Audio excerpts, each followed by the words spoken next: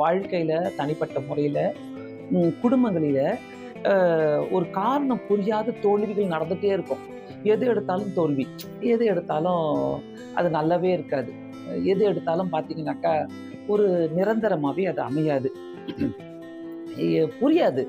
எதுக்கு நம்மளுக்கு மட்டும் இப்படி நடக்குது? அப்படின்னு சொல்லிட்டு நெறைய பேருடைய கேள்விகள் இருக்கும். ஒரே விதமான அடுத்தடுத்து காரணமே இருக்காது. காரணம் புரியாத தோல்விகள நீங்க சந்திக்கிறீங்களா?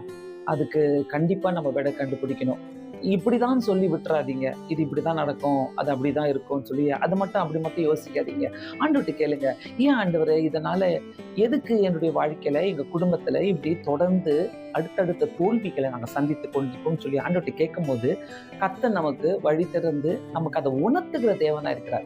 நம்ம தேவன் யாருன்னா உணர்த்துகிறவர். நம்ம மனசுல உணர்த்துவாரு. நம்ம இருதயத்துல அதை உணர்த்தி காட்டுவாரு. இதனாலதான் இது நடக்குது அப்படின்னு நம்ம அந்த அந்த தப்ப நம்ம கண்டுபிடிக்கணும். அத கண்டுபிடிச்சு நம்ம வெளிய வரும்போது